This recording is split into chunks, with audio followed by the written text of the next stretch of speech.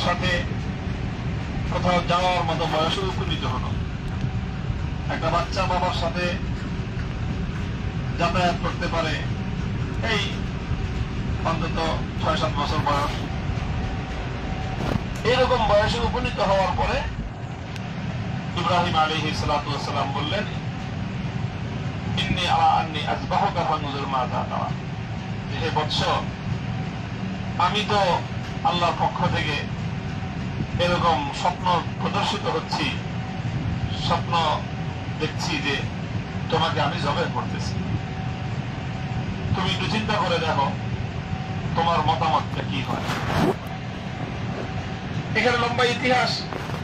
ইব্রাহিম আলাইহিস সালাতু ওয়াস সালামকে আল্লাহ পাক রব্বুল আলামিন সন্তানকে জবাই করার নির্দেশ দিলেন। এটা হলো মূল কথা। এটা ছিল ইব্রাহিম আলাইহিস সালামের জন্য তার জীবনের সবচেয়ে কঠিন পরীক্ষা। অন্য সব পরীক্ষা মানুষের জন্য উত্তীর্ণ হওয়া সহজ, নিজের জীবনের উপর দিয়ে সেই পরীক্ষা গেলেও অনেক সময় মানুষ নিজের জীবনকে ঝুঁকিতে ফেলে দিতে প্রস্তুত হয়। কিন্তু নিজের হাতে নিজের সন্তানকে হত্যা করা, নিজের সন্তানকে জবাই করে দেওয়া, এটা তো ভয়ঙ্কর এক বিষয় ছিল। ইব্রাহিম আলাইহিস সালাতু ওয়াস সালামের জন্য এই পরীক্ষাটা ছিল সবচেয়ে কঠিন পরীক্ষা। স্বাভাবিকভাবেই টার্মিনাল পরীক্ষাগুলোর চেয়ে ফাইনাল পরীক্ষাটা তো কঠিন হয়ই।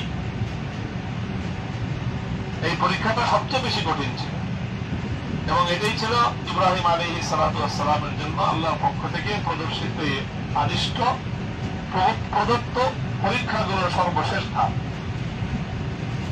তো এই জন্য আল্লাহ পাক রব্বুল আলামিনের পক্ষ থেকে সবচেয়ে কঠিনতম পরীক্ষা আসলো এটা, যে পিতা পুত্রের মধ্যে ভালোবাসার বন্ধন যখন মজবুত হয়ে গেল, এই সন্তান যখন বাবার সাথে ঘোরাফেরা করে, যাতায়াত করে, আর পাকনা পাকনা কথা বলে, সুন্দর সুন্দর কথা বলে, বাবার হৃদয়কে কেড়ে নেয়, ভালোবাসার সবচেয়ে গভীর বন্ধন সন্তানের সাথে যেই মুহূর্তটা, যেই সময়টা বাবার গড়ে উঠে, সেই সময়টা আল্লাহ পাক রব্বুল আলামিন ইব্রাহিম আলাইহিস সালামকে এই নির্দেশটা দিলেন।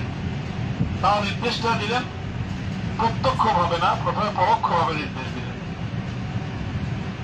পরোক্ষভাবে নির্দেশ দিলেন স্বপ্নযোগে। আম্বিয়া কেরাম নবীগণ যে স্বপ্ন দেখেন সেই স্বপ্ন ওহী হয়। নবীদের স্বপ্ন ওহী। নবীগণ যে ঘুমান, সকল নবীদের ক্ষেত্রে তাদের ঘুম সাধারণ মানুষের ঘুমের মতো হয় না। কোন নবী ঘুমের মধ্যে অচেতন হন না, ঘুমের মধ্যেও তাদের সচেতনতা সম্পূর্ণ বহাল থাকে। এই জন্য নবীদের ঘুম এটা উজু ভঙ্গের কারণ হয় না। মানুষের ঘুম সব উজু ভঙ্গের কারণ হয়, কারণ ঘুমের মধ্যে তো মানুষের কোন চেতন থাকে না। চেতন না থাকার কারণে মানুষের তখন উজু ভঙ্গের কারণ এটা পাওয়া গেলেও মানুষের কোন অনুভূতি হয় না। এই জন্য ঘুমের দ্বারা উজু ভেঙে যায়। আম্বিয়া কেরাম এমন হন না। নবীগণ ঘুমন্ত অবস্থায় কি হচ্ছে সব ওনারা অনুধাবন করতে পারেন, বলতে পারেন, শুনতে পারেন, ঘুমানো আবার।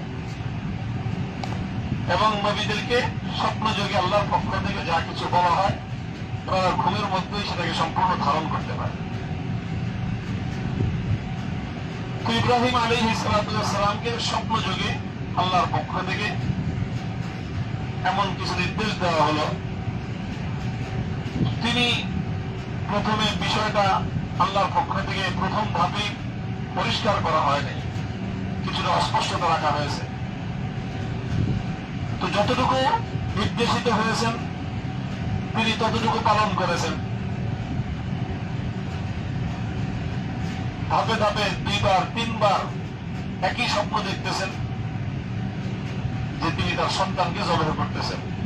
চূড়ান্ত পর্যায়ে ইব্রাহিম আলাইহিস সালাতু ওয়াস সালাম নিশ্চিত হয়েছেন যে আল্লাহর পক্ষ থেকে সন্তানকে জবাই করার এই নির্দেশ এটা কোনো প্রতীকী নির্দেশ নয়, বরং আক্ষরিক অর্থে এটা বাস্তবায়ন করতে হবে। এটা যখন তিনি নিশ্চিত হলেন তখনই তিনি তার সন্তানের সামনে এই বিষয়টা উত্থাপন করলেন যে আমি আকৃষ্ট হয়েছি তোমাকে আল্লাহর পথে, আল্লাহ সন্তুষ্টির জন্য জবেহ করতে। এখন তিনি তার সন্তানকে জিজ্ঞাসা করেন, ফানজুর মাজা তারা, তুমি কি করবা সেটা চিন্তা করে দেখো।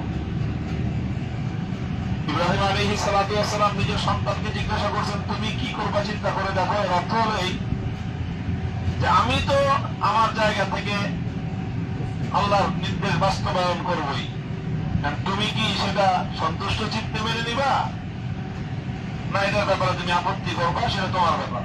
তুমি আপত্তি করলেও আমি করব, তুমি সন্তুষ্ট থাকলেও আমি করব।